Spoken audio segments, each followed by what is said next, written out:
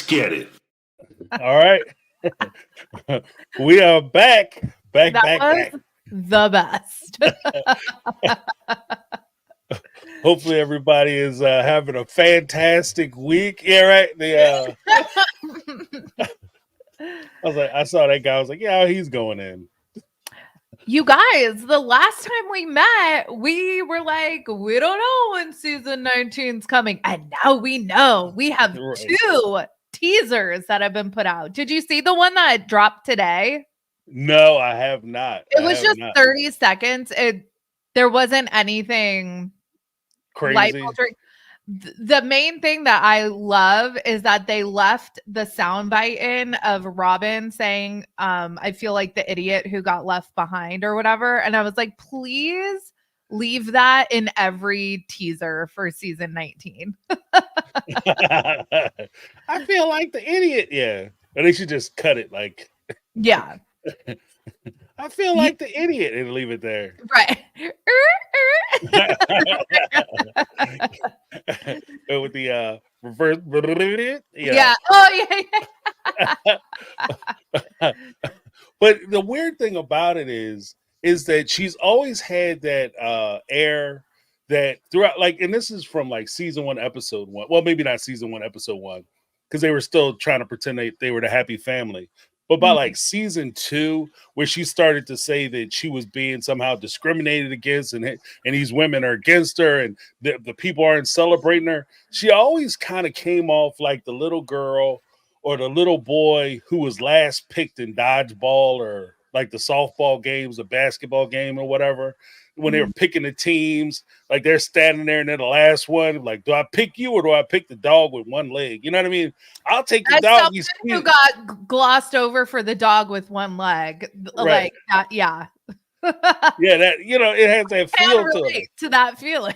Right. I feel like the idiot who's been left out. Like, I haven't been asked to the prom. Sarah, you guys.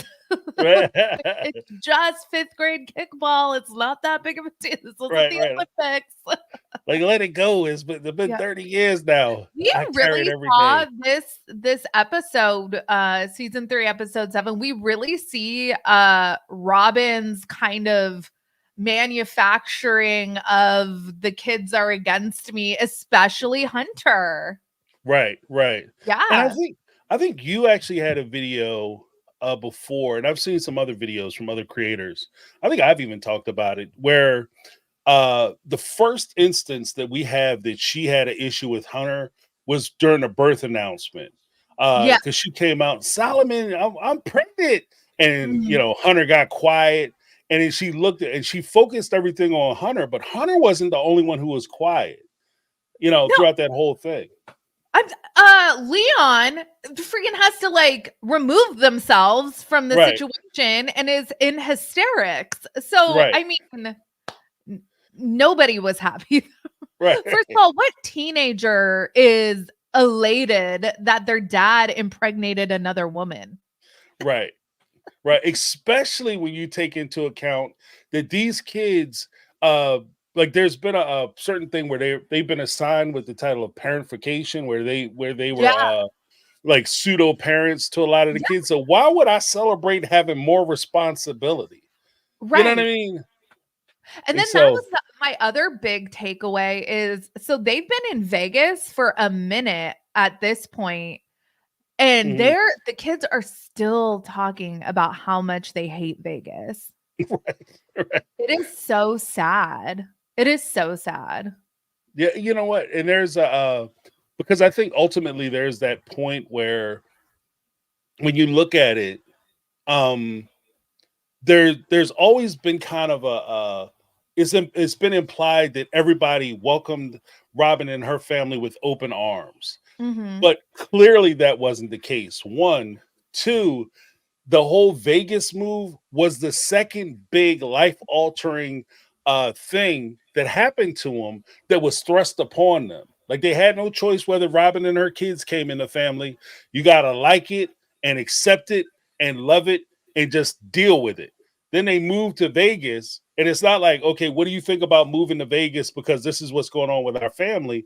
It's you got to like it, love it, accept it, and deal with it.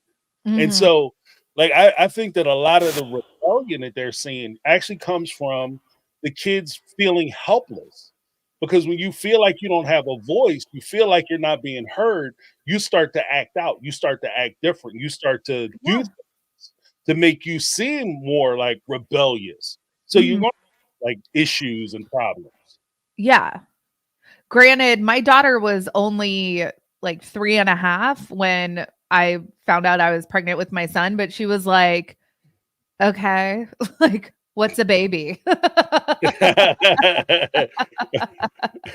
Like, I've seen some comments when people are talking about, like, yeah, like, when my siblings were announced, it was like Yeah, yeah, because it's you know what, and that's actually I think more of a reflection of how you do your parenting.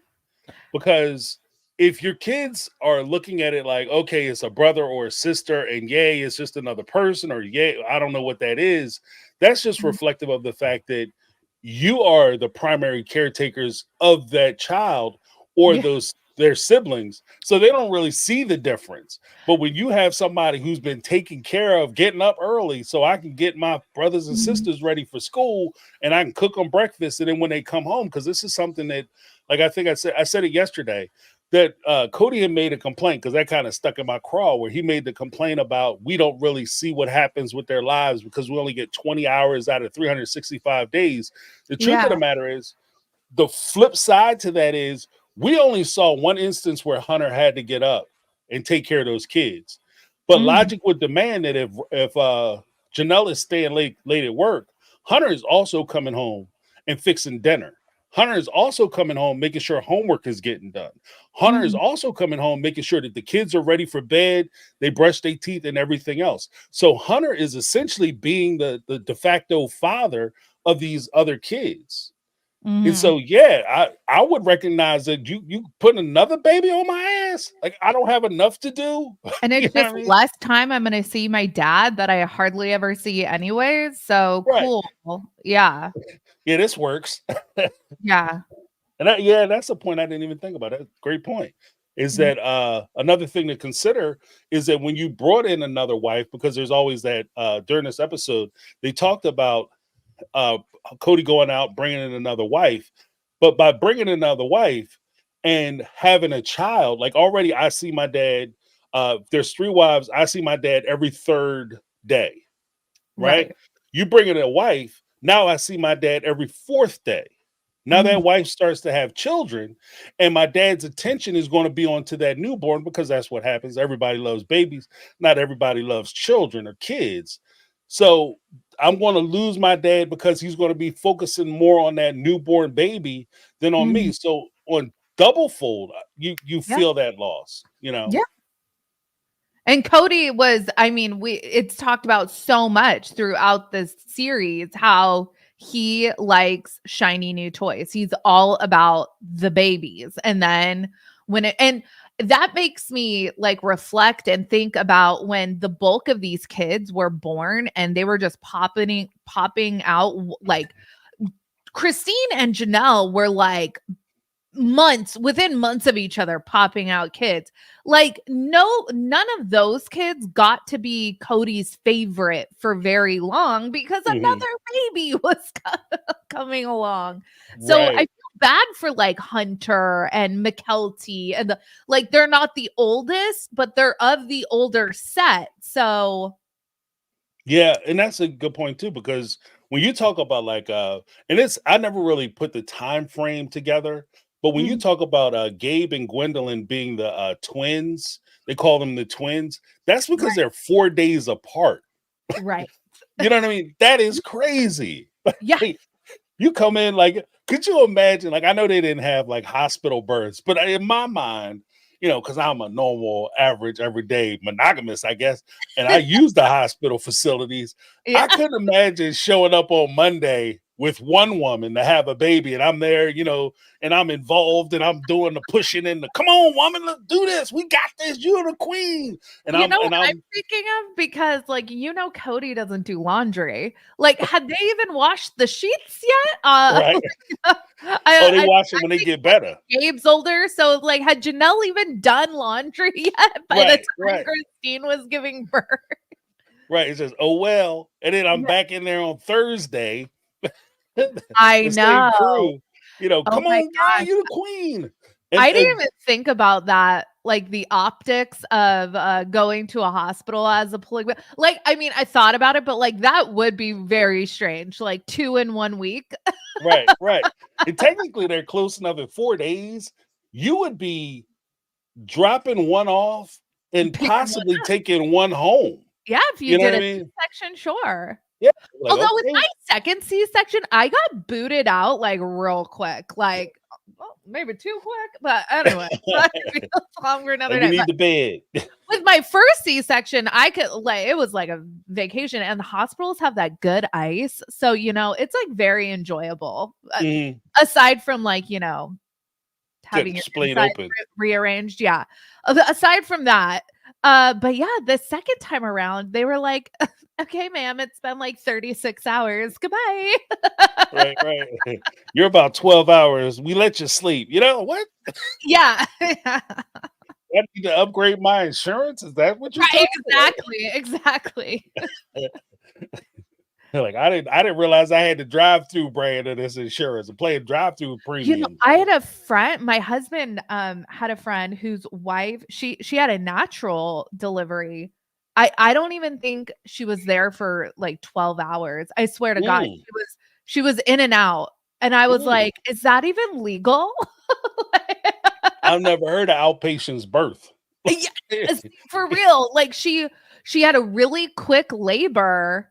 She like hardly labored, and then for however long they monitor you after, and then she went home. It was like, Wow. yeah. I got the call that Wow. she was in labor, and then she was like home. I was like, what? Wow. What Wow.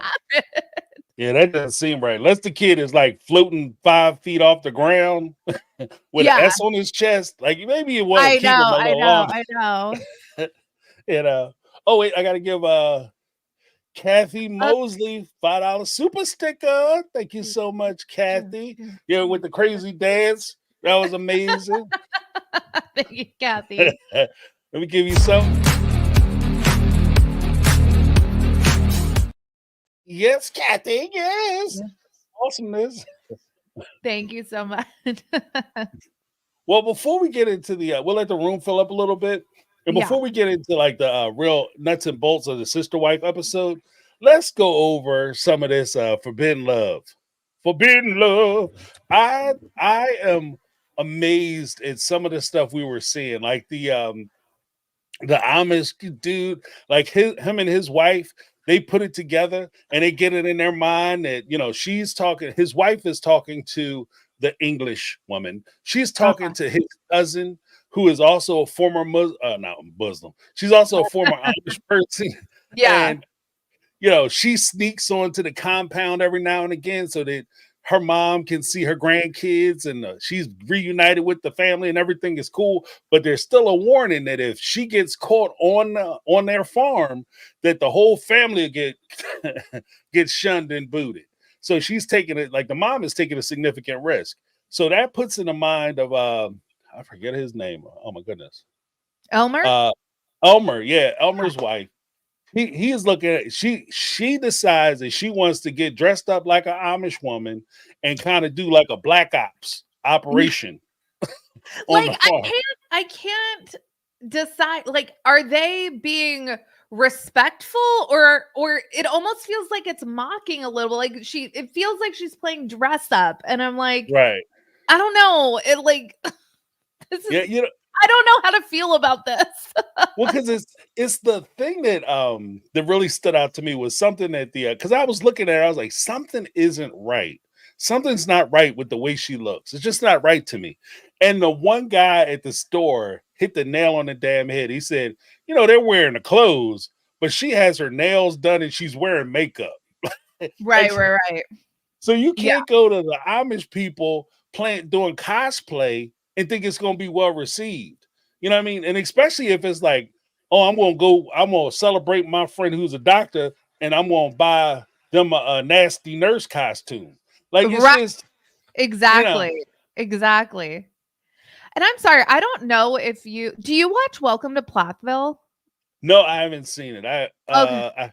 One of the people recommended it, but I haven't seen it. Yeah, no, it's good. But there's this whole storyline on Welcome to Plathville about like the kids when they kind of rebel against these really strict conservative parents, they get like shunned, like how Elmer got shunned. And it really struck me, especially with episode 6, like when they talk about like it would be easier for them if he died. Like, are Mm. you kidding me? If They said it'd be easier if the father died. no, if Elmer, like to them, Oh, they've oh, okay, mourned Elmer as if he died. right, right, And if my religion or whatever ideology I follow requires that I turn my back on my child, I'm not following that ideology. Like, no way. right, right.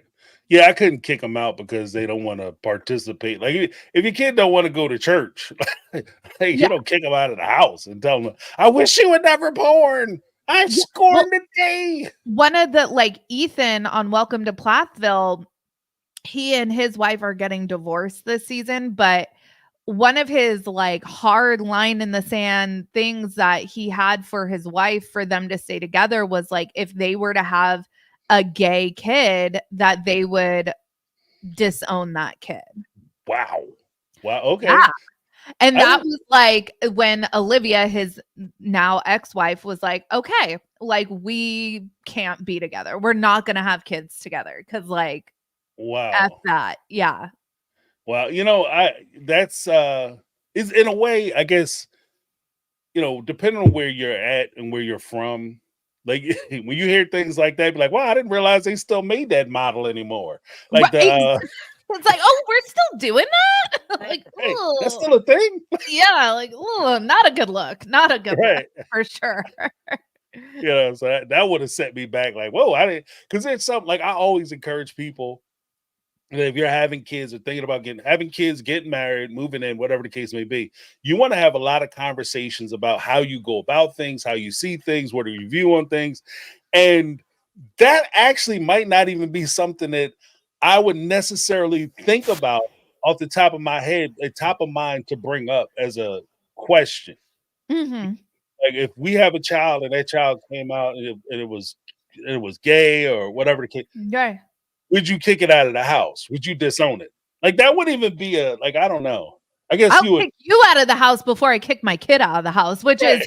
basically what Olivia said. And I'm so glad she did. But, talking about how you would potentially raise children is probably a conversation that all of these couples on Forbidden Love should have had Right. Right. before, because I keep forgetting what's the wife's name with Elmer?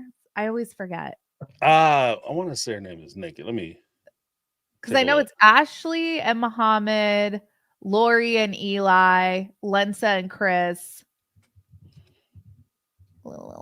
Her name's escaping me. Yeah. I keep forgetting that she's pregnant, and it's like, ah, Yeah, the thing with that though, Lindsay. Thank Lindsay. you. Yeah, Yes. But the thing with that, you guys are awesome. Love yeah. the team coming through. The thing with that is when I saw that, and I've kind of had the feeling or suspicion the whole time that Lindsay was of the world. She was in the world. She was doing her thing, rocking it out, rocking hard. Mhm. Um, but she hit a point where she wanted to have children and she wanted to get married. So she found somebody whom she thought she could shape in the mold that she wanted to. But because it's not working out the way she wants it to, she has what she wants in the fact that she had a baby from a husband, but now that task is complete, she's ready to move on. Yeah. Like I kind of see that relationship falling apart in that respect because it doesn't seem like Elmer can do anything right.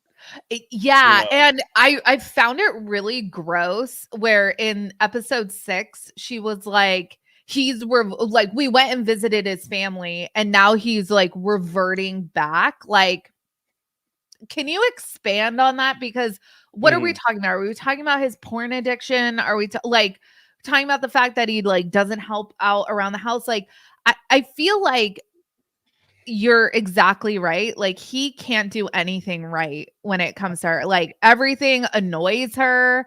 I don't know if that's because she's pregnant, like, because I can empathize with that. Like, Right, if she right, just is like has a low bullshit tolerance right now. But like this dude, I'm like, he has to be walking on eggshells, like, constantly. She right, wants right. to Which put is never like good. a parental controls on his phone. Right, right, right. And that's the craziest thing is, and this is something that has always kind of tickled me in a way, is that in one breath she'll say, "I want you to start acting more like a man. I want you to start being more assertive. I want you to start taking more responsibility. I want you to start being the guy who doesn't take any crap." But then at the same time, if you put parental controls on his phone, you're sitting there yelling at him, barking at him about what he's wearing and what he's not wearing and his hygiene, etc., etc. And if he ever would have come out and say, "Look here, who you talking to?" or to buck back, as this manly man that she's wanting him to be, Mhm. if he became that, she would lose her mind. You know what I mean? Because Yeah. that's not what you want. You don't want a guy who's clearly you don't want a guy who's going to have his own mind and do his own thing and stand up for himself. Because if you Mm. had that, you could never talk to him the way you're talking to this Elmer dude, you know? Yeah. Yeah. But what did you think about like because we see them sneak onto the they go by the store, and here's the crazy Yes. part. They go by the store uh in the area where Elmer is from. So Yes. they running into him at the at the horse place, but they go to like the neighborhood where Elmer's parents live, and they go to the store. They show up Mhm. there, then all of a sudden the brother, when they meet up with one of the guys who lives down the street from his Right. parents to park the car so they could walk up to the farm. And he says, "Oh yeah, your brother called." And he said, "Look, if you come over here, don't bring the cameras." What did you think about like that whole exchange between the gentleman to Elmer and his wife, their reaction, I guess, and the fact that the brother had to call in and tell him, like, "Look, if you guys are coming up here." Yeah. Well, I know from watching the show, because I used to watch the show Breaking Amish. I know from watching that show, like, true, like, the true believers, the people that are living and practicing being Amish, they are very opposed to like photography, Right. videography. They don't do any of that. And so that made sense to me that they would Mhm. request that like, if someone's participating in a TV show, that they don't film them. I'm not sure what their reasoning is, but I know that that is something that they don't like. It Right. is usually like, yeah, they blur their faces and stuff like that. But um so on the one hand, and it was funny to me because on Breaking Amish, typically there would be some like like practicing Amish people that would appear on the show, and then you would hear people talking like, well, they can't possibly be really Amish because a real Amish person would never appear on a TV show. Like, Right. Right. so Right. yeah. Because I think it has something to do with like the sin of vanity or pride, Y- having your picture taken or whatever, or Yeah. being seen. Yeah, and I don't know if that has to do also along the lines of like they just reject like all things modern. So Right. I don't know if Right. it has like something along those lines too. But man, talk about roughing it, Shabbat, man. Or Yeah. Oh. Yeah, with the Not we being move able to, like, what is it, like, generate work for, right. yeah, like, covering the light in your refrigerator, like, ripping your toilet paper.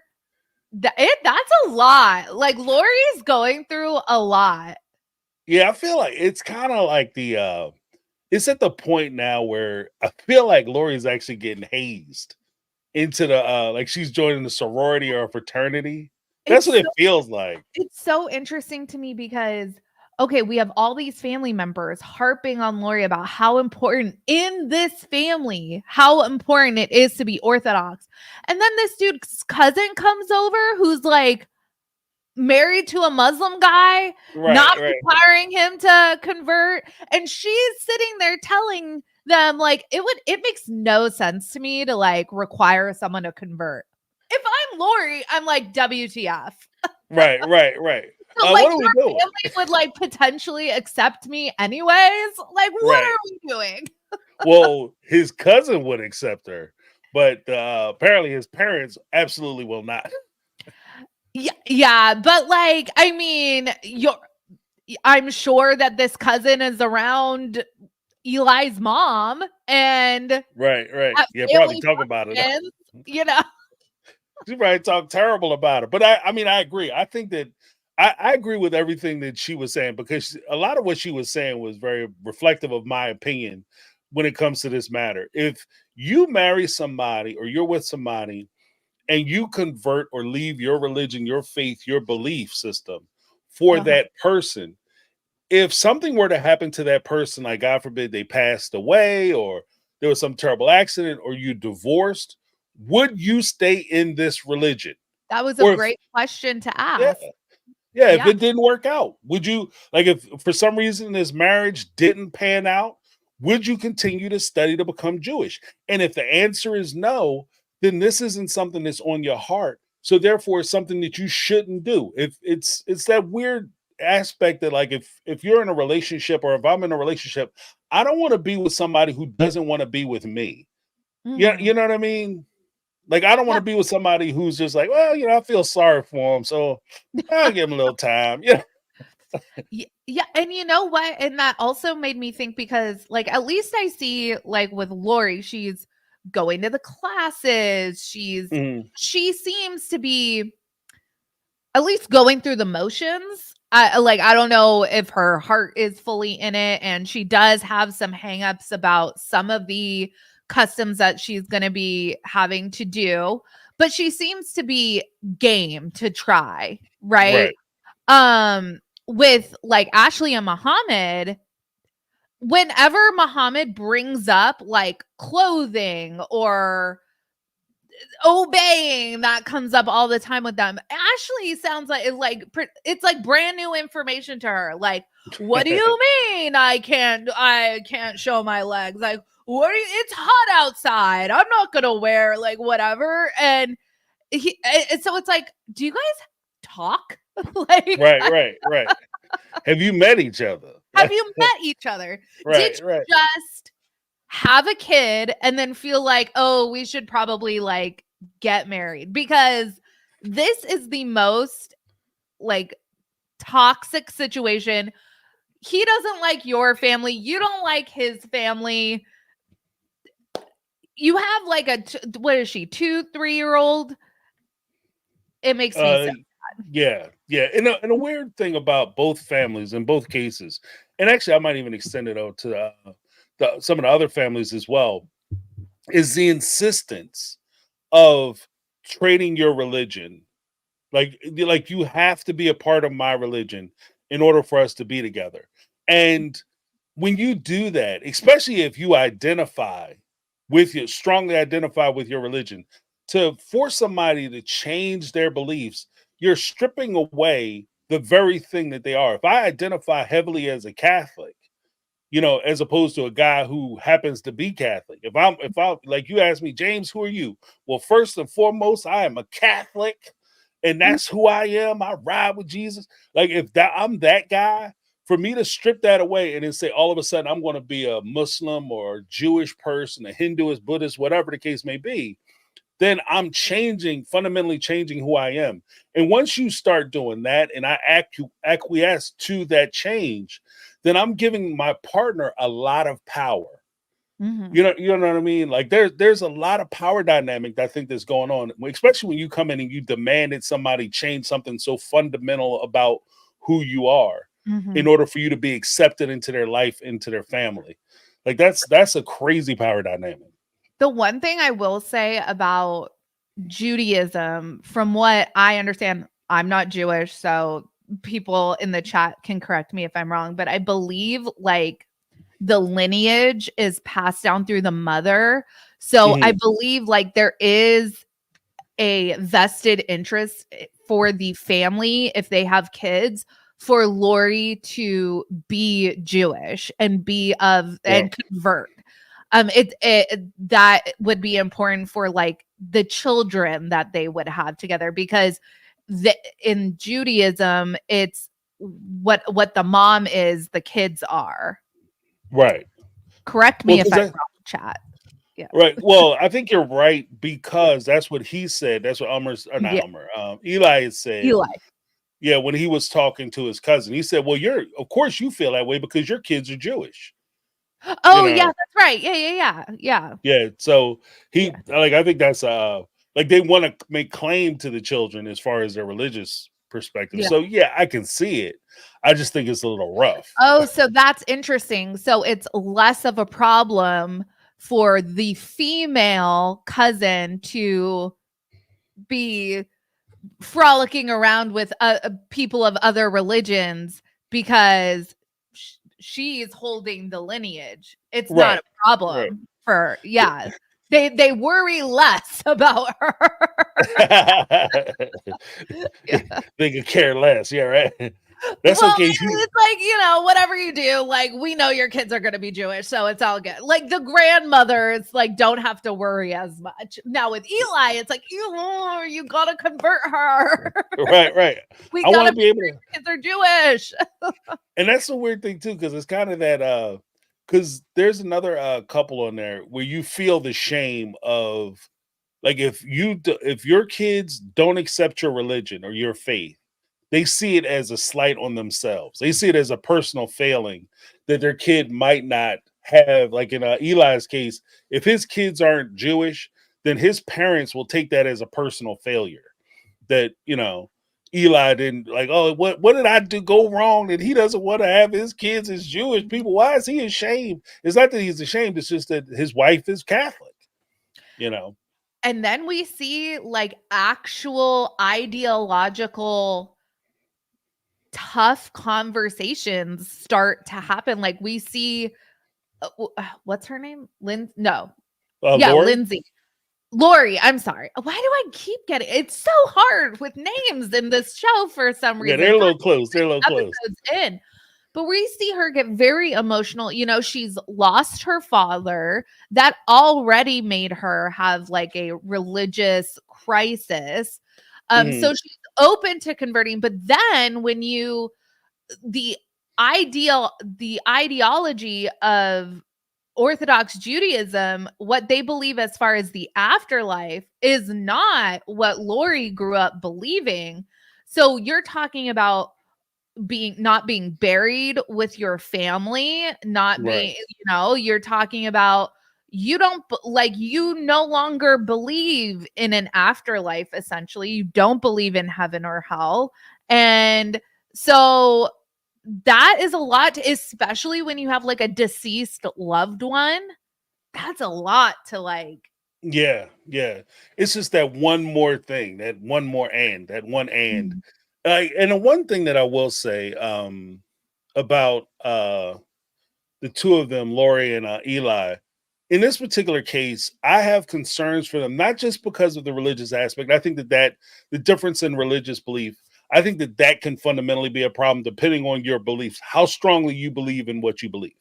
Right. But I do think that there's one thing that concerns me is because they do have issues with addiction. They have struggles with addiction, Yes. and when you like, if you are say I have for a while, me and my brother, we would go out and we would go to the like we'd go to a football game or whatever. We go to a bar, get some sandwiches, watch some beer, get some beers, watch the Mhm. game, and that would be the thing we did, right? So if you get used to every time I meet up with this particular person, we go get something to eat. If you ever try to change, and this is a very small thing, you ever try to change, like I'm on a diet. I don't want to go to the bar and get beer, or I don't want to go to the bar and get burgers or whatever the case may be. Mhm. What there's a point where you say, well, what do we do? You know, Yeah. and what is our relationship?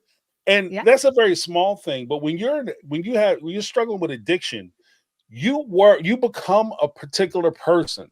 Then when you try to leave that addiction, you're basically trying to reformulate yourself into a different person, a new identity.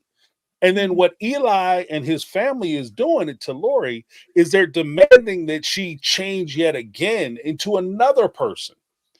And Yeah.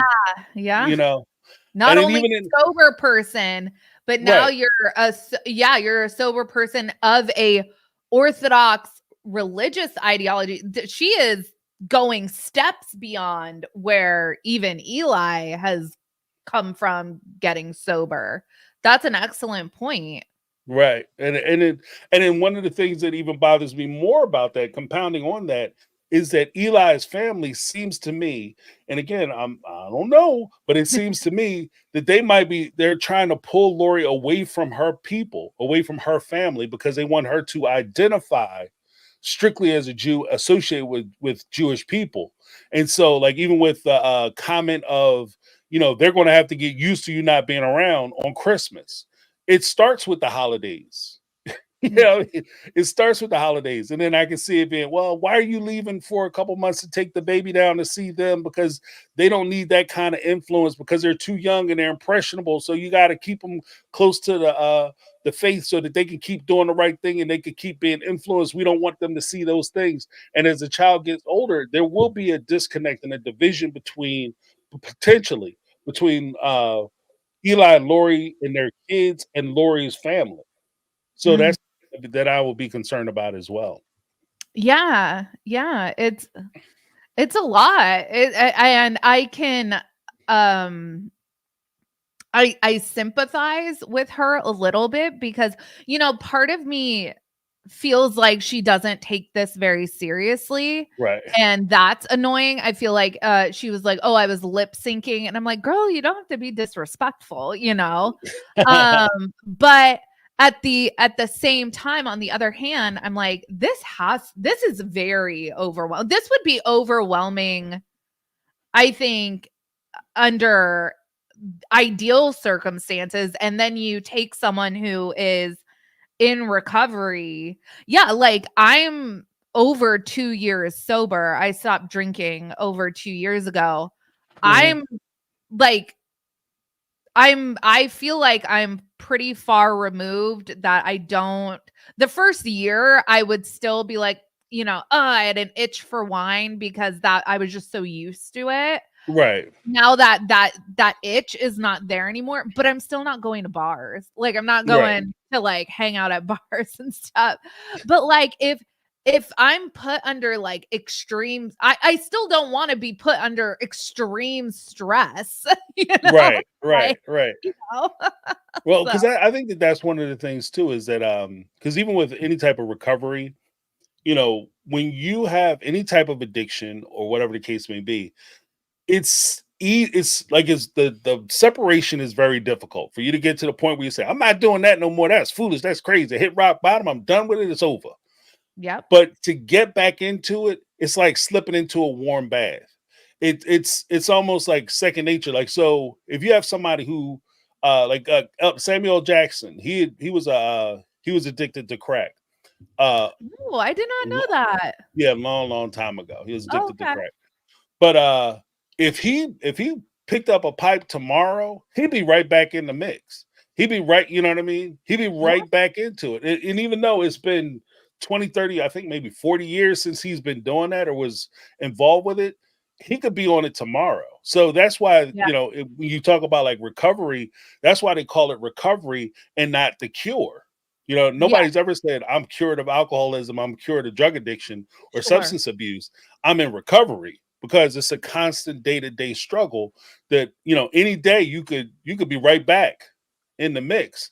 And I'm Yep. concerned for anybody who has that type of issue when they get involved with somebody, especially when they're making a lot of demands and they build it up to a point where you feel like you might let them down, or you know they have high expectations and you might dash those expectations, which creates, like you said, a stressor which could put her in a bad situation unnecessarily, you know. So Yeah, yeah, anything that's high demand, it makes you worry for someone that's in recovery, and I think that's why, like you see, like hearing these two, I'm like, it just set off my like, ooh, this makes me worried. Like, right, I mean, shoot, I went on my weight loss journey well over a year after I quit alcohol. It's like I had to do things gradually.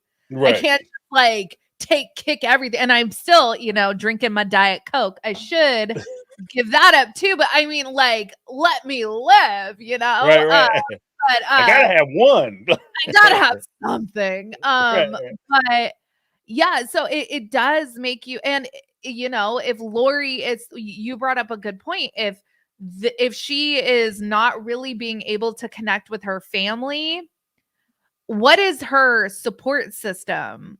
hmm, And will her support system become substances again? right, Because right, right, a flick of a switch, my 2 years could go boom, just like that. Everything I right. work for, Right, right. And Yeah, like I said, it's a struggle. It's a struggle. But before we get too far afield, let me give a yeah, big sign of recognition to yeah. Miss Aaron Shive. I hope I got that right. $1.99 super chat. This story talking about forbidden love with Eli and Miss Lori, I think Oh, Lindsay Elmer and Liz. Elmer. Yeah, We have Elmer. Jeez. two boys with E names. It's Right. hard. Yeah. And two boys with E names who are with two women with L names. Like Hmm. they carry the same initials. Yeah, yeah, You know what I mean? I feel like Superman. Take care yeah. of Martha. Who? How do you know Martha? You know. But this story is like finding Amish all over. That's something that you had said, and she was, and I guess you guys like minds think alike.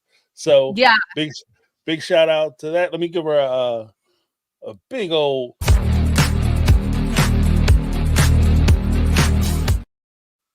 All right, thank you so much. Thank you so much.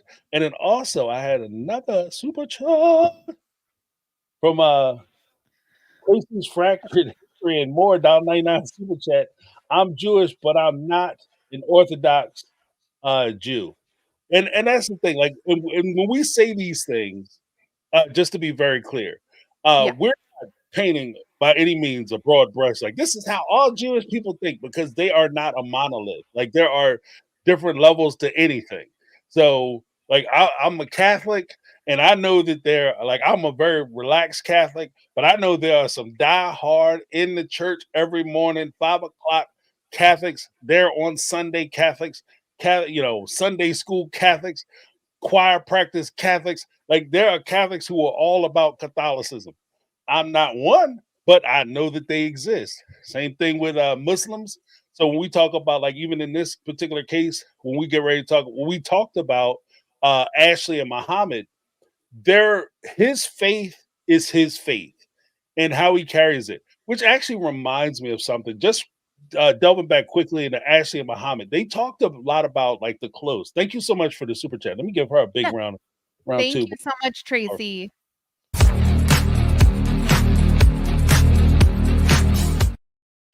There you go, because I almost Is forgot that you. the Australian breakdancer? Yeah, yeah, yeah. I gotta get that. Like if I can find her a clean cut of that, she's going in. She's going in. Like hopefully I don't get sued. Like I know, because they've like scrubbed the content off of Peacock. yeah, yeah. Like, do not talk about this. Like we don't speak of breakdancing any longer. But with Ashley and Muhammad, one of the things that struck me is that Muhammad, and this kind of bothers me a little bit. But there always seems to be that point where, when he talked to the ladies, especially with the Muslim guys, they always tend to do this. They always have well, you must listen, obey, be respectful, and all that. So I'm gonna tell you, and so you have to wear certain garments because that's what it says in the book, and you have to be respectful of that. Blah blah blah. But at the same time, from my understanding, in the Torah, where they talk about in Islam, they talk about like clothes restrictions. It's not just for the ladies. Like men also have restrictions on what they can wear and how they can present She themselves was in public. bringing that up, how he doesn't dress like how I think it's like less restrictive for men, but Right, yeah, he wears shorts that are shorter than like regulation, and right. yeah, Yeah, they're she supposed to cover their out. ankles. Yeah, they're supposed to cover their ankles. Like you're not supposed to be showing your legs off. Oh, So okay. Yeah. yeah, there's a whole lot. Like they have their own restrictions. And Mhm. again, I think that feeds into what I was saying about like different levels for different people. It would be easy for me to pick up their book and say, well, you're breaking the rules too. But it also depends on where they are in their religious walk and where they are as far as their faith and how Yeah. they interpret it. Because religion, even though we look at it and say, according to the doctrine or oil of this particular religion, religion is a very personal thing. So Mhm. how your relationship with God, how you deal with it is how you deal with it. So I can't Mhm. really criticize him for that, but it does kind of raise my ire a little bit just because I know that there's a source of hypocrisy in what he's telling her and how he's dealing with her. And especially when you're standing on the tome of this is what our religious doctrine says, and so therefore it's true. Mhm. And his brother even said, "Yeah, but you can't ignore none of it. Like you can't say I like this and I don't like that." Well, Right. bruh, if that's the game we playing, Yeah. you know, Picking and choosing. Yeah. right, right. Well, you're sitting here with your little short sleeve shirt on, bruh. I'm just saying we can't if Which is can't why like it's so this, like weird. that. It seems like all of a sudden, it seems almost manufactured when they have these conversations about like clothing, because it's like I don't think Ashley has I think she has one traditional Muslim outfit and that's it. Like it's not like she has a closet full of modest clothes. Like you guys have a 2-year-old or a 3-year-old. Like what have you been talking about for the last 2 or 3 years when it comes to dressing or converting? Because all of a sudden, this seems like Mhm. it's an issue, but you guys have been carrying on. I mean, albeit breaking TVs and calling people terrorists. I mean, not functional, but Yeah, and I'm not a big fan. Like, cause he also said that she called the police. Like, I'm not a big fan of like Oh, yeah, that's right. calling cops on family members because you have a disagreement. Like, that's not calling somebody with a gun to a location. Yeah, It's yeah, not yeah. it's never Especially a now positive. we've seen stuff go real sideways. Right, right. Yeah, And it can it's go bad.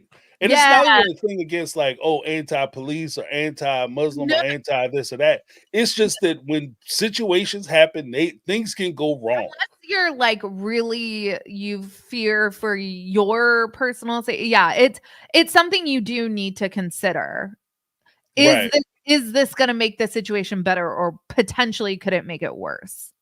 Right, exactly, exactly. And it can get bad, like it could go left fast. You would love Especially to think that in every perfect scenario, calling law enforcement would always make the situation better.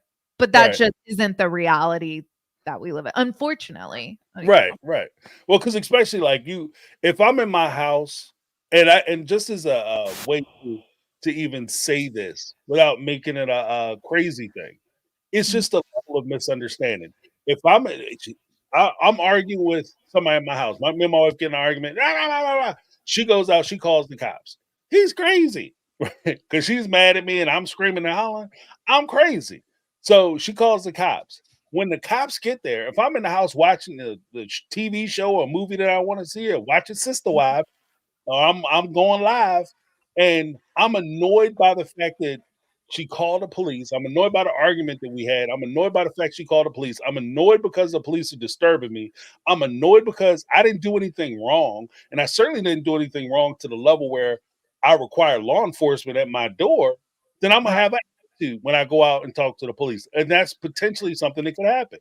The Yeah. police, seeing my attitude, could take that the wrong way, depending on where they are in their day. It could just end badly. And it doesn't have to be anything too crazy. It's just, stuff happens. Yeah. So, but what did you think the final couple, and then we get into craziness of Sister Wives. The couple, Lena and Chris. Yeah, Lena goes to church. Last time we saw Lena, actually, I don't think we had a chance to talk about it. She was in church and uh Chris, he sees her. We did talk a little bit about her wearing the outfit. She gets to church. The dad gets up, start talking about you going to hell if you don't accept my God. You going to hell. She, he was like, ooh, ooh, and she gets all the other gals, we need them to cover up more. Chris is the only one that's wanting Lensa to take clothes off. right. He's like, you need to be naked, Why ain't you there letting them pop? Why not seeing the girls pop? But, Yeah. So we go through that whole thing. Then we catch up with Linza, and she's at home because she's not feeling well. And it was kind of weird for me, but Chris's dad shows up and he knocks on the door. She opens the door. Can I come in and talk to you? Chris is not home. Mm-hmm. Chris is not there. He's at work, and he knew he was at work, and he came over to the house and was sitting there talking to her. Did you have any feeling about that at all? Like, did that strike you as a little odd? I mean, I feel like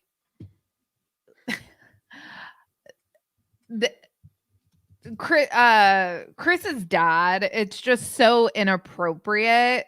His level of zealousness for which he feels impassioned to convert Lensa. Right. Like, this man is going to convert her or die trying. And like, there's no religious tolerance. He does not know what that is. So, right. It actually like crosses a line into like making me uncomfortable at times, because I identify as a Christian, and I feel like it's just so inappropriate to just like be saying that they like when they're praying at dinner, you don't mention Jesus in your prayers. Yeah. Okay. Because she's not Christian. Yeah, right. Yeah. Like, you didn't say anything about Buddha. Right, exactly. Like, yeah.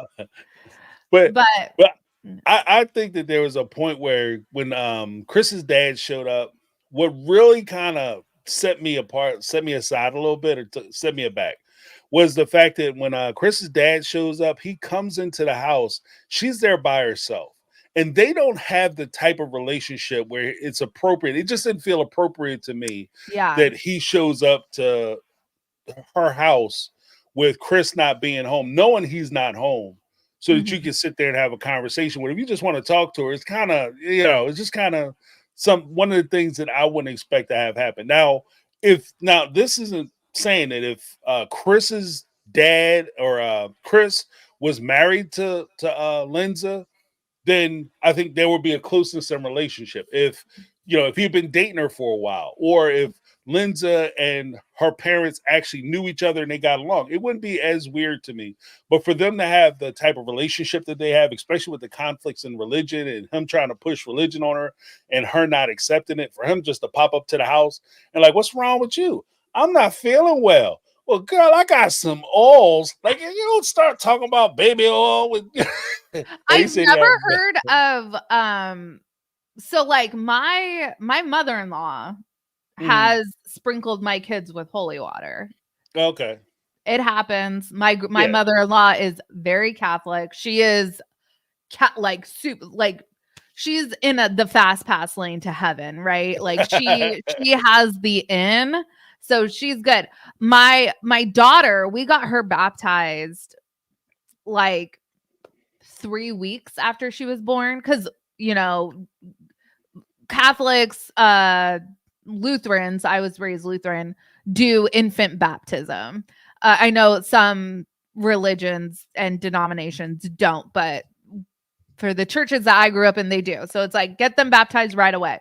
My son, we held off a few months. Like, I Right. think he was like 7 months old when we got him baptized. And I shit you not, like one day my mother-in-law was over and she was like, can I just like, she asked permission, but she was like, can I sprinkle him with a little holy water? And I'm like, yeah, sure, like if you want. Like, I was like, Right. what do you think he's gonna like sizzle?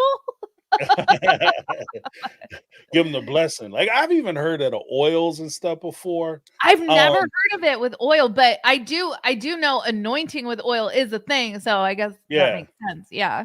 yeah, I've heard of it before. Um, if for you to try to push that on somebody, and especially for you to be making a sign of the cross on them, and they're not Christian, is inappropriate. Like I it's just could inappropriate. see how she would think that. So all of this, so James, you grew up Catholic, I grew up Lutheran, like neither one of those are very theatrical religions or Mhm. denominations. This is very perf- I guess performative is not the right word because that denotes that it's not genuine.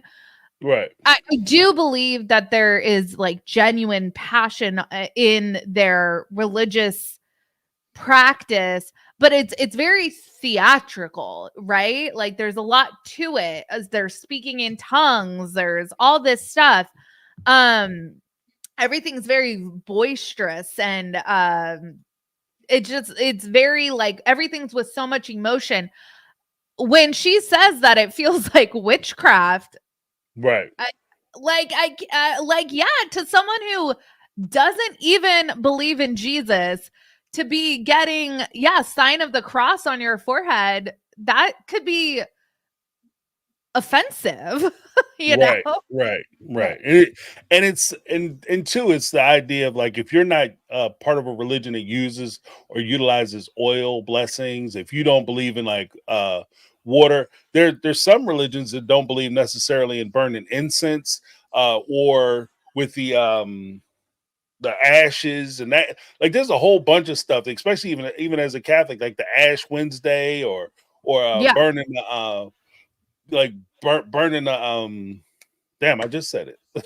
The incense or whatever. Like right, right, it right, could be offensive. And like yeah, even with some Catholics, like you go to some of the magic stores or cult stores, like they have the line on the wall, and you be like, if you want to get money, get this candle. If you want to have love, get this candle and this yeah, rub or whatever. Say write the person's name down, put it in the envelope and burn it.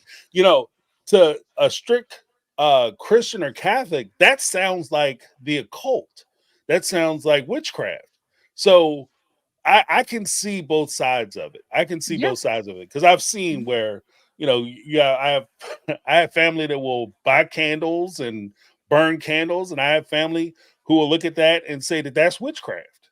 And hmm, that's completely no bueno. So, yeah. but I guess did you have anything else to say about Forbidden Love before we move into Sister Wives? No, I'm ready to talk some July 4th rebellion. Yeah, right. Yeah, right. Yeah. So in this particular episode of Sister Wives, a couple things happen. First, you have Mary, or not Mary, I'm sorry. The family decides that they're going to do like a little camping trip, right? And we'll I guess go backwards. So they go away on the camping trip, little road trip to keep the family together. It's going to be so exciting. They're on the road. Everything is copacetic. The kids, of course, the teenagers don't really want to go, which makes sense and that's completely understandable for teenagers. And they talk about the struggles that they have as far as leaving Utah and having to deal with Las Vegas and the struggles they're having. Like it's revealed that Hunter had finally signed up for football and he's actually kind of coming around and becoming more of himself. So they're starting to see a lot more of that. But Mhm. what did you think when they were on the road and there was a disagreement with the kids, and apparently Peyton had poked Brianna in the face or in the eye. Brianna loses her crap. She runs to her mom, starts crying. And this is the episode where Mary is around the corner yelling at the kids, talking about they need to stop picking on these other kids and accept them as their brothers and sisters and stop Mhm. picking on them. And Mhm. she looks back and says, "Can I get some of the other moms to say something?" Yeah. What did you think about that? Well, it was Was so that interesting, right? Because on the one hand, so clearly Christine would have preferred it to be a more subdued, like take Peyton off to the side, maybe like parent him individually. I think where Mary was coming from was she didn't want to single Peyton out. And she just wanted to, because it probably, maybe that's what sparked the issue. But I don't think that Peyton was like an isolated issue. So Mary was like, okay, you know what? That's it. Everyone, we're having this discussion. And so Mary just wanted to have that conversation as a whole. So I see and appreciate where both of them were coming from, but it's so interesting to see kind of the different parenting tactics kind of butt heads with each other. Mhm. And that's kind of interesting. That's what made this show so interesting, is how Mary chose to parent is not the way Christine chose to parent. And we see that come to a head here because Christine clearly did not appreciate Mary kind of almost like embarrassing the kids on television. She wanted that to be a lot more like behind the scenes, which I can appreciate that for the kids' sake. But there's so much that I feel like was kept from viewers. Like if you're going to put your life on TV, put your life on Mhm. TV. Don't Right. put your life on TV and then tell us a lie, right? Right. That's part Right. of that's like what the reckoning is that's happening now on Sister Wives. But for like the kids' sake, I can appreciate the fact that she wanted to like maybe not do that on national television. Right. Right. Yeah. Yeah, because I kind of saw it. I saw it in a couple ways. First, I thought it was interesting that they got into the argument because you do see a difference in the way that they approach parenting. Um, but there's also a point where when Mary was calling for the other wives or the other moms, that's what she said. I want the Mhm. other moms to start chiming in What? and say She didn't call something. out Cody for Right. not doing shit. Right. Dad, typically, and that's one of the funny things because I'll belay that point real quick, but typically, or put a pin in it, but typically in these traditional homes, it's the father who does the discipline, is the Mhm. disciplinarian. Wait till your father gets home. Like, I've heard that when I was a kid. But my mom was nice. she was nice with it. So when my dad got home, it was a whole different story. But yeah, my mom, she was also a disciplinarian too. So she wasn't, I'm not taking anything from her. But you would expect these ladies, even though there are four of them, there are more wives, that they would rely on their husband and be able to say, "Hey, honey, do you want to step in?" And especially with these young men putting their hands on young women, do you want to step forward and tell them or say anything with regard to how they're treating these young ladies and how Mhm. the appropriate way that they should be addressing them and treating them? Do you have anything to say? I think that would have been a great point. Yeah. But to the other side of it, when I was looking at it, and Mary was like, made a big production. Can I get some of the other moms to say something? And she felt like she wasn't being supported. There's a joke, and I laugh at this joke because I find it to be immensely true. Dave Chappelle had a joke where he was talking about Jesse Smollett and the whole Mhm. Jesse Smollett thing where he accused like some MAGA guys of jumping him. Yeah, And yeah, yeah. and then when he got busted, he said, "Well, I don't understand why the black community didn't come forward and support me." The whole thing is that we were supporting you because this shit didn't sound right. Like it didn't sound right. And I was supporting you because I didn't say that it didn't sound right. Like what you were saying didn't make sense. So that was my Silent form of silent support. support. Right, exactly. I Yeah. didn't bust you out. And I Yeah. think that like when I saw it, I think that Christine might have had that opinion, like, okay, well, Mary is talking to him and I'm gonna let her, get her stuff off, but I'm not sure what the issue is. Because Mhm, everything isn't a problem to everybody. You know what I mhm. mean? Like if they especially one of the issues, and I'll get your opinion on this. Do you think that Mary, because the whole thing was, you guys have to accept that these are your brothers and sisters. You have to accept that. And the kids even made the point of saying, this is how we treat each other. Right. You know what I mean? This is how we do it. Mhm. So I'm supposed to now change my whole approach to how I deal with my siblings because these other kids can't take it who joined my family. I didn't join them, they joined us. True. Right? So I think that maybe Christine was looking at like, the kids will be kids and this is how they deal with each other. They got to learn to stand up for themselves or they won't survive in the family.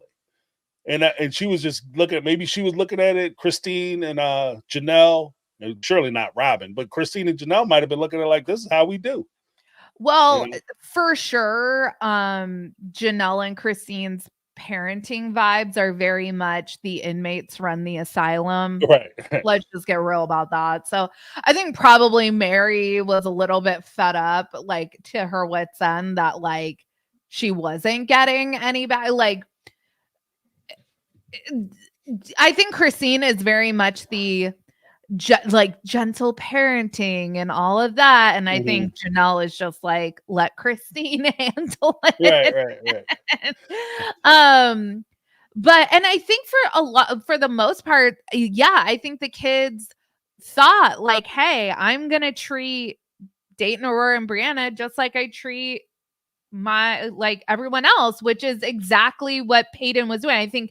I don't think Peyton did to that Brianna or whoever what he wouldn't have done to Maddie or McKelty or Gwen, but like maybe he Mm. shouldn't be doing that to anybody, and that's something that he can be parented on. But it, Robin, Christine actually, and she says this. I don't know if it was in this episode or another episode where she says, "Oh yeah," and like Peyton. Oh, it was the episode where they go on that picnic and Logan and they're talking about how like fabulous of a dad Logan is.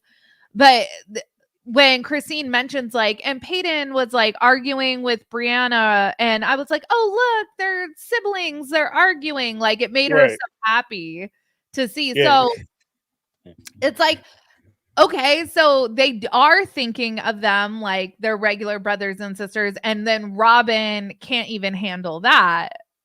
So it's like like these kids are in a lose-lose situation. Right, right. And that's part of the problem that I have with this entire situation because they have always it's a selfish way to approach not only parenting but any relationship that you have to accept the things that I like. So Robin or Cody liked the idea of Robin coming into the family. He liked the idea of her bringing her kids into the family, and so therefore, because I like it and because it's good for me, everybody has to accept my decision.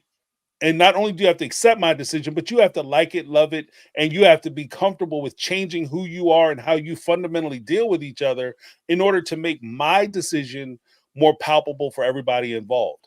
And I Mhm. have an issue with that because and there's a lot of things that could have cured some of that these problems. Like for instance, if you had a year where you had to court each other, that's fine and great that you took a little more time than the 2 months that you met somebody to marry them. Mhm. That's great that it took you a year to get married of engagement. You had time to learn each other. But the one thing that I didn't hear them say was that they were trying to integrate those kids into the larger family. Mhm. Just because you're together and Cody is just going over to Robin's house and sitting with Robin and her kids separate and apart from the other family, that doesn't mean that by the time you guys get married, that all of a sudden you can just start rolling these new kids into the family and everybody is supposed to know how to treat and act around each other Yeah. because you're changing things. And I think Mhm. that these kids were doing exactly what they normally would do. Yeah. You know, they're rough on like these kids are rough on each other. Like if you didn't Oh, know that, I mean, my kids are flicking each other, and I'm constantly like, "Hey, stop doing that!" Like, gentle, gentle, and so yeah, it's like if kids aren't roughhousing, they're really not being kids. And granted, right? it can go too far for Mhm. sure. And at that point, you have to like address it. But I think where Christine and Janelle were coming from, it was like, hey, if these kids are like roughhousing, they're just having fun. Right, Okay. And then right, with Robin, it was like, oh my gosh, like my kids aren't safe. And right. yeah. They're being tortured, and Right, they're exactly. Like Cody, my kids are being beat up. And it's like, right. okay. No, everybody's kids get beat up in head. Yeah. No asses shall be spared. Like No. that's the rules. The Brown family rules. Nobody is getting spared. Everybody can get it. Mhm. And I think that there's a because there's I'll get to a super chat in a moment, but there just to finish the point, they're at the end of the 4th of July celebration because they go out and they do like there's whole 4th of July celebration where they go out and they're supposed to be watching the fireworks happen. And there is an instance where you see little Gabriel run over and kick Peyton, and he rifle kicks him, bow, kicks Peyton, and he's like, ah. And Janelle is standing right there, says nothing. Mhm. Logan comes over.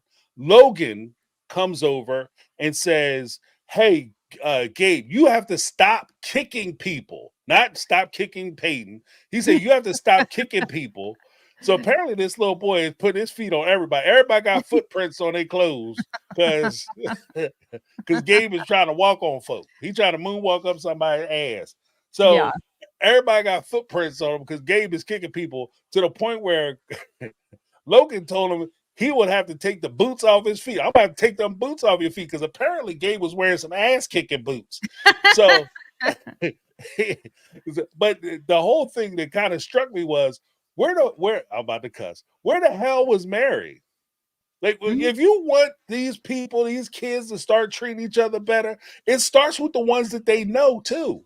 So Yeah, if true. you want Robin's kids to be treated better and not be assaulted, then when Gabriel is over kicking Peyton, you round up Gabriel, you snatch his ass up. When Peyton is over there picking on Isabel, you run over there and snatch his ass up. Mhm. Everybody gets snatched for messing with these other kids, but you had nothing to say. And I think Mhm. that that's where the kids were confused, and I dare It say is. that may have been where the parents and the other mothers were Yeah. confused because what are we yelling about? This is what these kids do, you Yeah, like know? what's the big deal? Like literally, why are we having this conversation about Peyton and Brianna or Aurora when Gabe just kicked Peyton? Like what? Right, No, like why are we having this conversation? right. As I'm driving Peyton to the hospital because Gabe just blew his knee out. Like, boys will be boys. Yeah. I got a Okay. big Okay. super chat from Brittany, not Brittany. 499 super chat. She was on last night. I was talking to her last night. She came up Oh, on me hi twice. there. Yeah, she's awesome. Once again, Robin says nothing, even though it's what she wanted. Mary got all the heat, and I think that that's a good point because it goes on to something an extension of what you said that when push comes down to shove, we all know, or we all suspect. I won't say we know, but we all suspect. Wink that Robin, when her kid got picked on, she would have went back and told Cody that she was offended. Mary that she was offended, and I would even dare to say that she wouldn't even have to verbalize how she felt because they would understand how Robin felt about these kids and how they're treating her kids. And so Mhm. that could have prompted Mary to go up and make, and this is where it gets kind of sticky too, because her declarations, Mary declarations to the kids and to the moms about how the kids are treating each other, was it there because Mary was so offended by how the kids are treating each other? Because, like I said, with that example with Gabriel kicking Peyton, was kind of suspect. Or was this the production value of Mary making a stand for Robin's benefit and thereby Cody's benefit? Cody likes Robin. Robin, to make Robin happen, so happy, so you can make Cody happy. You make a big production of, oh, I can't believe this is happening. This has to stop, and we have to accept them. You know, Mhm. and so I think that that's a very good point. What are your thoughts on it? Yeah, the other thing I was thinking about, Robin, it it's I feel like it's just another perfect example of Robin not wanting to, like, really blend into the family. We see I think it was Madison sit there and say, like, they have to make changes too. Like, it's not just us, like, having to make Mhm. compromises. Like, they have to make compromises too. But it was like, and I think Dayton, Aurora, and Brianna's worlds got absolutely turned upside down. So this isn't like a slight on them, but I don't think any consideration was ever really paid by Robin and Cody for how all of this was going to upset the balance for the existing kids. Right, right. And Yeah, because I always define it as like the family culture, and there yeah, is a family culture when Robin before Robin came in, life before Robin, or BR before Robin, before she came into the family, there was an existing family culture. The kids treated each other the way they treated each other. And then when Robin comes into the family, I understand that by adding another person, another partner into this marriage, that the marriage will change, the dynamics will change. But ultimately, there has to be like a kind of acceptance, or you kind of moving into that culture, and becoming more part of that family culture that already exists. And right, that makes sense to me because you're joining the Brown family. The Brown family isn't joining the Sullivans or the Robin's family. She's joining their family. So the right. kids who are already there have an opinion. When these new kids show up, I can't show up like, if everybody remember when you were a kid and you show up to the playground, and you walk up and some kids are playing basketball. I can't walk up to some kids already playing basketball in the middle of a game, take the ball away and say, "Hey guys, now we're going to go over and play golf, or we're going to go play freeze tag." You know what I Yeah, mean? Like, I have to, if I want to play with these kids, I have to play with what they playing. And then maybe we can get to a point where I can start to change and introduce new things to them. But in the introductory stage, I have to, assimilate to what they're doing. And that it's just basic things like that. I think that a lot of people have problems with uh how Robin's expectations approach to the family was. But before we go too far afield, I wanted to give Brittany Not Brittany a big thing for her super chat. Appreciate you.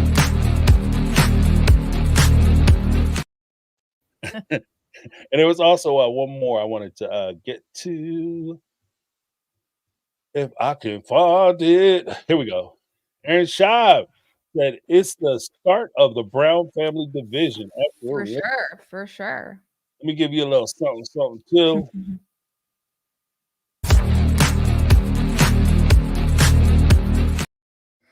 Yeah, but I agree with that. Like, this is like, I think that this is like the especially as Robin started talking about like the kids not accepting the other kids, and them not being accepted and all that. This was the point where you could see a lot of the families start to diverge, like actively diverge on screen. Like, there was always problems, but you're Yeah. really starting to see the lines being drawn. And then Robin even takes it a step further, and she gets real, like, emotionally terrorizing with it when she says, if these kids Yeah. keep bullying my kids, my kids could choose to not live with us. And Cody, are you going to let that happen? Right. And it's like, I can't believe she just said that. He just guilt tripped them. And Exactly. I'm going to tell you this. When I saw that, I said to myself, I said self, and myself said, yes, James. I said self. He said, yes, James. I said self. Um, the thing that annoys the hell out of me about that whole little pity party Mhm. example, when there may come a time where my kids could decide that they no longer want to be with me and they could go be with their father. Peyton is, not Peyton, Dayton is 12 and he'll be 13 and he could decide to go live with his dad. That would imply that his dad is around. And not only that his dad is around, his dad could take custody of him so he's not the dangerous person that you present him as to why Cody had to adopt him. That makes no sense to me. Like, this Ding, is ding, the ding. right, this is the shit. Like, pardon my French, No, it's but this okay. is the absolute bullshit that I was talking about when I talked about that whole adoption fiasco. If the man is not safe, if it's not appropriate for him to have him, it doesn't matter if the kids decide to go with him because he's not suitable to take custody of these kids. However, if the kids are in a position where they can decide to go with him, then there's no reason in the world why you should have terminated his parental rights to these children. Yep. And that was just strictly selfish. And this is the point where I can clearly say you can see the maniacal, manipulative nature of Robin. And this is part of the reason why I can firmly say that so many people dislike her and distrust her. Yeah. Because this is like a clear example of that. A crystal clear example. Think about it on the flip side too. Like, if say these kids had a relationship with their father, enough of a relationship where, yeah, potentially they could want to go live with him. If it was such a toxic environment that they didn't want to live with you because of your living situation, being that you just married a man that already had 3 wives and 13 other kids. Right. Why not go live with their dad? Right. Why do you have to like have them under your control like that? If you're divorced, you have to get used, and there's 2 parents willing to parent, you have to get used to co-parenting. And Robin was just like, no, I'm not going to do that. Yeah, I absolutely refuse. Like, Yeah. look, and that's the part that kind of twists me up inside because at the end of the day, that's not for your kid's best interest. That's because it's easier for you. It's easier for you to change your kids' last names to Brown and pretend like Cody's their father and all that, because that way you don't have to explain to people when you go out and say, this is my husband, Cody Brown, and these are my kids, Dayton Aurora and Brianna Sullivan.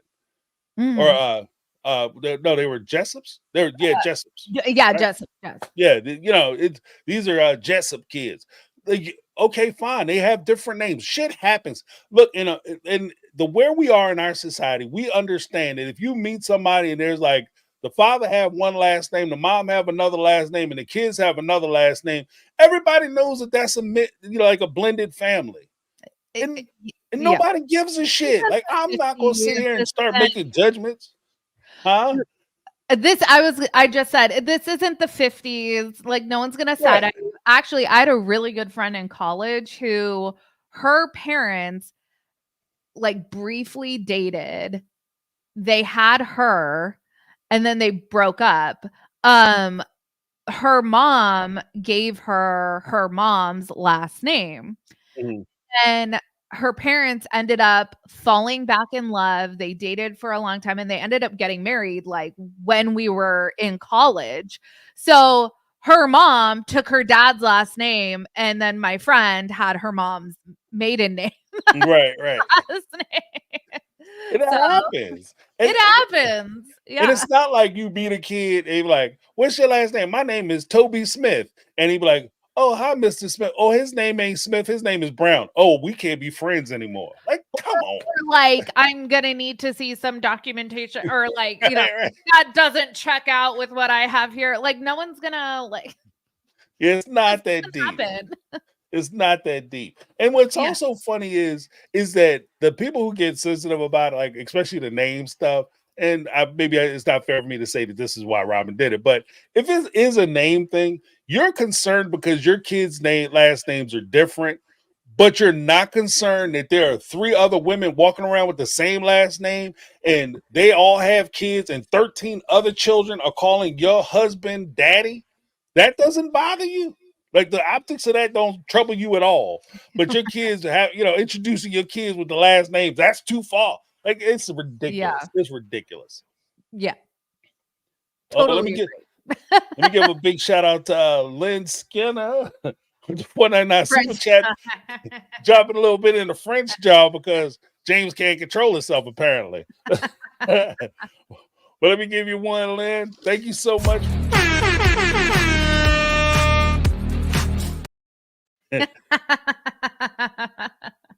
Like, oops, yeah, that burned. Like that whole adoption thing burns me up every time I think about it because it's one thing. Like I said, I have no problem at all. If you are not safe for your children and it's not appropriate for you to be around your kids, I have zero problems with you not seeing your kids. But if Yeah. you have a parent or an adult or somebody who wants to be involved with your kid, there's nothing wrong with your kid having as much love from as many people as possible to help them shape and develop into productive human beings. Maybe they'll find happiness. And like you said, if things don't work out at your house, Robin, they're having problems with Peyton or the other kids are bullying them or mistreating them, and they go stay with their dad for a little bit. Is it going to kill them? No, it could actually be good for them, and it could give them a sense of self, maybe recenter them, and they could come back and deal with the other kids I and have learn to deal with them on their Yeah, terms. I grew up with friends that lived with their grandparents for a Mm, certain period of time, like, or lived with like an aunt or like there's wide ranges of reasons why people's temporary living situations might change for a period of time. Like, it's not always like a dire situation, like, oh my right, gosh, sometimes it's like, oh, I wanted to live with grandma, or I wanted, like, my cousins are like my siblings, so I wanted to live with them for a little bit. It could be totally, or it's like, I have a dad, I love my dad, mm, and my mom's house is full to the brim of people, and like there's so many other people over here. I kind of would like to live in a place where like I'm kind of the main attraction, you know? right, right. And, There's and like you nothing wrong said, with that. right, it's a ton of reasons. It could be school. Like, if your mom lives in one school district, is not as good, your dad lives in a better school district, you might say, "You know what? You stay with dad for Monday through Friday and come on back on the weekends. I'll Mhm. catch up with you." But in all cases, and even with family court, one of the preeminent things in family court, ideas in family court, is the idea of what's in the best interest of the child. And I think that in the struggles of what I heard as far as the adoption, I didn't hear the best interest of Dayton, Brianna, and Ariel. Ariel or Ariel, Aurora. Yeah. Aurora. Yeah, I knew that sounded wrong. The littlest one is Right. Ariella, so it's like Ariella, yeah, similar. Yeah. the Little Mermaid. Yeah. But but like I didn't hear about what was in their best interest. I just heard about, like, from what I was seeing, it was all what was more convenient for Cody and what was more convenient for Robin. And Yeah. I detest the idea notion that you're going to cut off a parent because it's more convenient for you to not to have to deal with the parent, especially when it comes to something like jealousy. And particularly when you look at the sister wives and polygamy standards on jealousy being a failing of the women when their husbands decide to go lay down with another woman, and you feel a certain kind of way about that and you're jealous of it, it's your failing. It's your personal failing. Mhm. So if you can take that failure and stuff that jealousy down, then you damn sure should be able to take down the jealousy of having to deal with another parent, jealousy of another parent, and be able to deal with that in an appropriate manner. I'm Yep. just saying. Yeah, and like fast forward, because eventually we'll get there, but in the adoption episode, like when they get that Preston has signed off and is going to allow them to be adopted. Cody is like, oh, like, why aren't you guys excited? Like, why aren't you jumping for joy? And I think it's like Aurora is like, bawling her eyes out, and Cody's like, oh well, I'll give Aurora a hug because she actually is excited. It's Hmm. like these kids are just like, what the hell just happened? Like, you can tell like Dayton doesn't even know how to process all of this, because it's like, and like even fast forward after that, when they actually do the adoption and then they have like that celebration, right after that they go and have visitation with Preston. So it's like this is all very confusing for these kids. Right. Right. Like, is he my dad or is he not my dad? Exactly. It is, and the hard part of that too is they're saying it in a way where you're basically telling these kids, and this is where to me it becomes more uh, abusive than anything else. Is you're telling these kids that their father doesn't want them. Yes. Hardest thing for a child to accept is the idea or notion that there's something so wrong, so evil, and so putrid with them that their parent, the person who's supposed to love them, doesn't want to have anything to do with them. That Yeah. does crazy damage to a child. Yep. To do that willy nilly just because it makes you feel better, more powerful, and more in control makes you an asshole. Like that's point blank.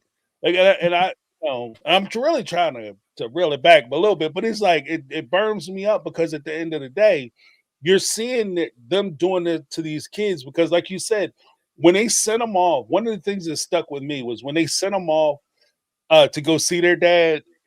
Dayton was in there packing his clothes. He said, "Well, what are you doing, Dayton?" "Well, I'm packing to go see my dad." And he's ready to break down in tears because he's so excited about seeing this man that you guys said was so abusive that he didn't deserve to have any rights. Mm-hmm. You know what I mean? Not only did he not deserve to see them, he didn't deserve to even say he was their father because he was so nasty and so abusive to him. This boy is standing here crying for his father. When Aurora came back and she was all excited, how is seeing your dad? She was so excited about seeing her father. It was Yeah. the best time ever. And she's standing in the cul-de-sac and everybody looking like they just swallowed a damn lemon. You should be Yeah. happy that she's happy. And then Yeah. she came home safe and then she had a little time away. There's nothing wrong with her having a little time away. And maybe it even strikes me too because Robin was in a situation where she kept those kids separated from the other kids, right? You kept them separate. And by you keeping them separate, they didn't have those necessary bonds with the kids that they were supposed to be attached to. Mm-hmm. But in addition to that, if you're saying that they're having a tough time with the bullying that was going on with the brown kids, wouldn't it have been nice to, I don't know, if they could have had a break every Yeah. other weekend? They could have went somewhere, been safe, had a good time with somebody who was Yeah. taking care of them, and they would get to know a sense of themselves. I mean, just a thought. Just a thought. And then, you know, what's really gross about all of this is that at the end of the day, it all came down to like money. Um, Robin actually on the show brings up like, oh, like we told him we'll forgive child support or whatever. Now, I do believe that there was actually like, I know that there was like Dayton's like medical bills like came into Mm, play, and they tried to like put that on Preston, but as we know, Dayton actually got in his accident while he with was with Cody. Cody. Yeah. Yeah, so it's like none of that medical debt was Preston's fault. One could argue that Robin not having freaking medical insurance by marrying a polygamist was probably more her fault than anything. Right. Um, but anyway, it's really sad that it was like what here's the other thing. We really don't know anything about Preston. So he could be like an absentee, not great dad. I have Right. no idea. But what I don't believe is that he was like abusive or neglectful, or I like I just don't really buy that, because we do see all these instances of the kids getting excited and the kids like talking about seeing him. So Right. if he was Right. dangerous to be around, you just wouldn't do that to your kids. Absolutely. And that's the thing. Like if it was that bad, then protect your children. By all means, protect your He would kids. have like supervised visitation or Right. something like that, right? Like you wouldn't be sending them off for days or weeks at a time without you. Right. That just Right. doesn't make any sense. And it was also weird that you sent them right after the adoption goes through. Like Like, almost yeah, as a reward. Like, right. do this adoption and you will be rewarded by seeing your dad. That is such a I made a video several months ago about how I think that basically that the adoption has aged like milk. What I think that they thought was going to be like get pull on the heartstrings of the audience. Now Robin and Cody look so bad in those Mm, episodes because what they did to those kids is so unforgivable, in my opinion. Like right. these poor kids. Yeah, they screwed him up. They screwed him up. Ugh. And Brittany, not Brittany had a thing. She said they also threatened his ability to parent his other children who live with him. And this is actually, I think, is a very important thing because there's always been that question, like, why didn't he fight? Why didn't he go to the mat Right. Yeah. fighting? And I think that she hit it on the nail on the head because this is something I've always said. When you have like if you have a blended family and you have kids that are separate, if you're trying to go for like in his case in David's case, Robin's ex's case, if he would have went after Dayton, Aurora, and Brianna, he was already remarried with his own children from that marriage and that union. Mhm. If he goes to court and the court finds because I'm sure Robin and Cody presented it as not only are we making a significant amount of money and we can afford attorneys, but we also have the backing of TLC, who is also going to help to pay for legal expenses, legal fees, and they may even send in attorneys and do amicus briefs, friends of the court briefs, and all that Yeah. uh, in support of us coming to the final conclusion that you're an unfit parent. Now, Yeah. if he is found guilty or not found guilty, but if he's is so ordered that he is unfit as a parent, that could jeopardize his custody and his ability to deal with his children that he has with his wife. CPS could be called, CPS could be called, or the Child Protection Services could be called to his home to investigate whether his kids with his wife are safe in that environment Yeah. because he's deemed to be unfit. If you're unfit, you're unfit. It's not you're unfit to take care of my kids, but you're fine to take care of your kids. You're Mhm. unfit.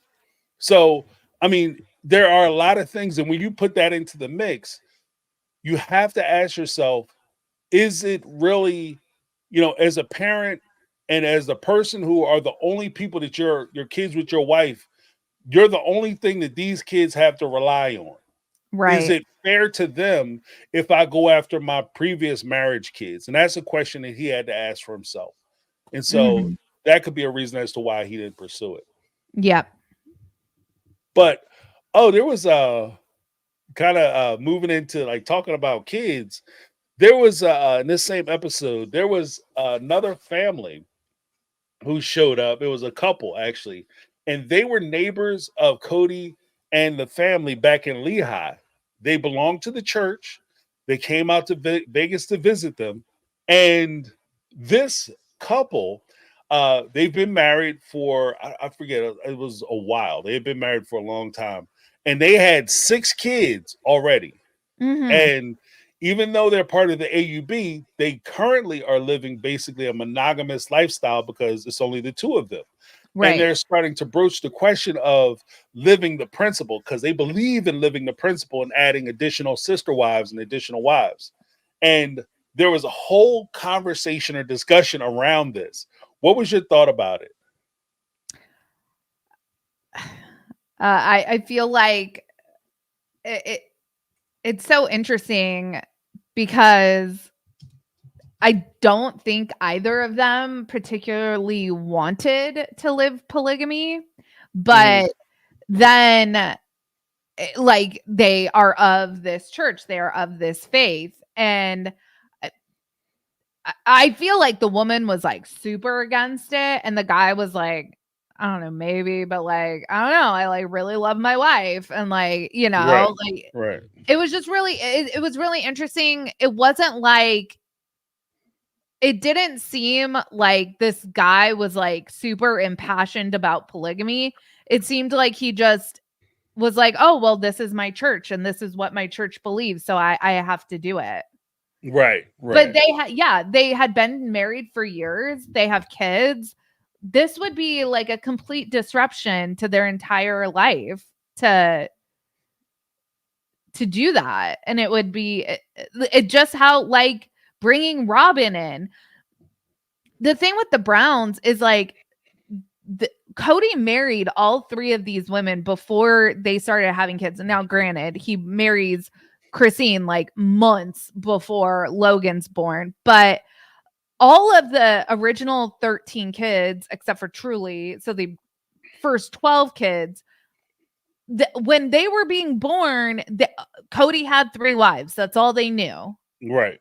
And then now Robin comes in and completely upsets the status quo, and everything goes to shit. Right. So right. I would assume that would be probably the same thing that happens to that family when you take them in like rapid succession, like you're a new polygamist, you're newly married, you're taking wives, like you're in that zone. I feel like that's a little bit different than you've been married for 20 years and then suddenly you have this calling to take another wife, you Right. know? Right. Well, because I think that that's also part of it too. Is that first things first. If it ain't broke, don't fix it. If Mm. your marriage is working and you have 6 kids and you guys are enjoying yourselves, this gets into the part where we were talking about like the kids and having to deal with the culture and the Yeah. culture shock and people being able to assimilate into the already established culture that you have. When you talk about adding, you have 6 kids with a woman that you've been married to for a number of years, and you want to go out and get another wife, you have to be sure that that wife can assimilate into your family and you're not trying to adjust your family to the needs of that wife. And Yeah. that's where it becomes complicated. And they also talked about like the wife had mentioned that, right now I'm used to having my husband in my bed every night. Yeah, that's not going to happen if he gets married. And then part of the thing that she says that like everything that she's talking about is in theory, and there's a big difference between you theorizing what it's going to be like to be jealous or feel jealousy. And it's Right. another thing to watch your husband pack a bag and walk out the door. And you know that tonight he going to be knocking boots or he going to be knocking down another woman. You know what I mean? That's a Yeah. whole nother ball of wax, Yep. you know. Yep. But that is what I had. I mean, we could get into some of that other stuff as far as like because a lot of what this gentleman and his wife, I think that we could connect a lot of that into future episodes, especially as we start to talk about like the ins and outs of polygamy. So this, I Yeah. think this episode is a little pivotal just because we saw the interaction of Mary with the children and how they discipline. This is the first instance of disciplinary actions we saw. We Yep. also have the instance where we see Robin being a little manipulative. If we don't fix this and treat my kids right, then I might lose them. Manipulation, manipulation, manipulation. Yeah. And then finally, we get to see people who are in the same faith who, although they believe in the principle and feel compelled to do the principle because it's what they should do as part of their faith, they don't live the principle because I think that they realize that living the principle is going to destroy everything that they love about their lives and their lives with each other. And I Yeah. think And that, if I'm this dude's wife, I forget those people's names.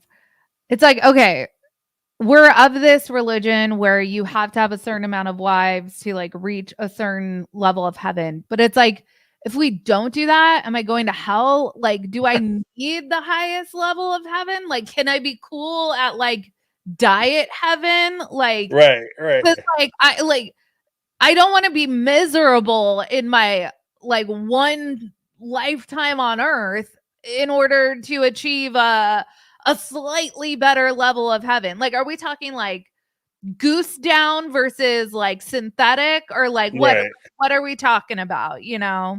right, right. And you know, one man's heaven is another man's hell. So Exactly. if A man's you're trap gonna, is another yeah, man's it's a McMansion, but yeah. you put yourself in a situation where you love your husband, and for you to spend eternity with your husband, if that's your belief, that could be a slice of heaven. But if you suffer through jealousy and envy and concerns of fidelity with your husband because he has other women, including like sister wives and women that he's courting, and he's always looking around, and that provides uncomfort for you here, then in the afterlife, that could be hell. That could be, you know, because that's going to continue in perpetuity forever. And that's So, why, James, I am so excited for Mary to talk about getting a release from Cody in season 19, because she's going to stick it to him in the afterlife. right, right. His heaven just got smaller. He's not only losing acreage in the right, he's losing acreage in the earthly realm. Like he's gonna lose part of Coyote Pass, and he's losing land here. He's gonna lose acreage in the afterlife too. So he's in all kinds of He's problems. going to 14 karat plated heaven, not solid gold. So, Right? He's going to that sterling silver heaven. yeah, he's he's going to that Claire's heaven. He's he's a he's not going to Maxinista. He's right? Like this bracelet, $23. You know, these diamonds ain't real as glass. But what did you have coming up this week?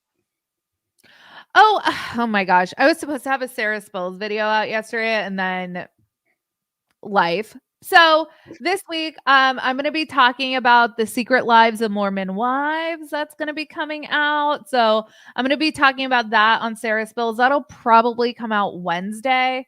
And then I'm talking more coming up on season 19. I'm so excited. Yeah, yeah. It's gonna be crazy. Yeah. So what I have coming up, I have I'm gonna be dropping videos because I was out of the loop last week. But I'm back and I'll be dropping the videos concerning the trailers this week. I have 3 videos that I'm dropping because I have so much to say about these trailers. It's crazy. So I did one huge video and I was like, I gotta cut this shit. I got pardon my French. I gotta cut this way down. This is crazy. So I'm gonna release 3 videos on the trailers talking about like each person. I'm also going to be dropping more videos on my take on family law. So look for that. And we should be back next week to talk about more sister wives. And like you said, I am so looking forward to the start of this new season. Me You too. know, you got Janelle talking about getting attorneys. You got Mary talking about seeking a divorce and through the church. Like Yep. it's going to be a crazy season. It's going to Yep. be a crazy season. So yeah, I've got my popcorn ready. All right, you guys. Have a good Yeah. night, everyone. Have a great night. But before we go, I want to give a huge shout out to our Yes. moderators, Lizzie B. And I saw B Cat K in the Yeah. house. Yeah. Is there anyone else? If I'm missing Those you, two are always holding it down. You guys are right. our ride or dies. Yeah, the chat, and I appreciate the chat keeping everything positive and Yeah. funny and light in the chat box. Because, like I said, Classy chat to begin with. right, So yeah. exactly. Because YouTube should not be a place of stress. Like this should be the place of no stress. Oh Oh my wait, god. Sometimes, because I follow a lot of like trials on YouTube. Some of these chats go off the rail. right, Yeah. go insane. But Yeah. let me give before we go, I have to give one shout out to Tanya Johnson, who has a $2 super sticker. Thank you so much, Tanya. Good seeing you. Let me give you a little something, something. And this is not only for Tanya, this is for everybody in the chat. But I'm gonna give Tanya something. And if everybody in the chat,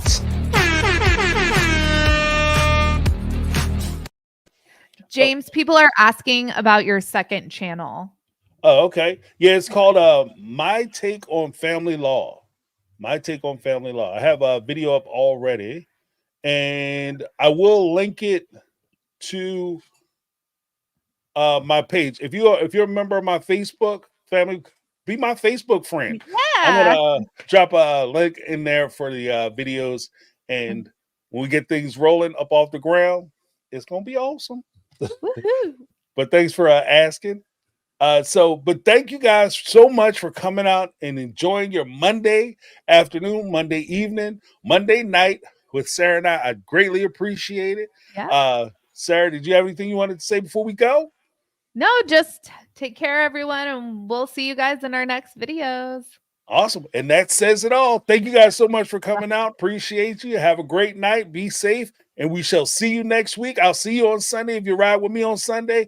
And make sure you check out our videos that we start dropping. Again, that's Reality Squad, Sarah Spills, My Take on Reality, and My Take on Family Law. You guys have a great night, and we shall see you. Bye.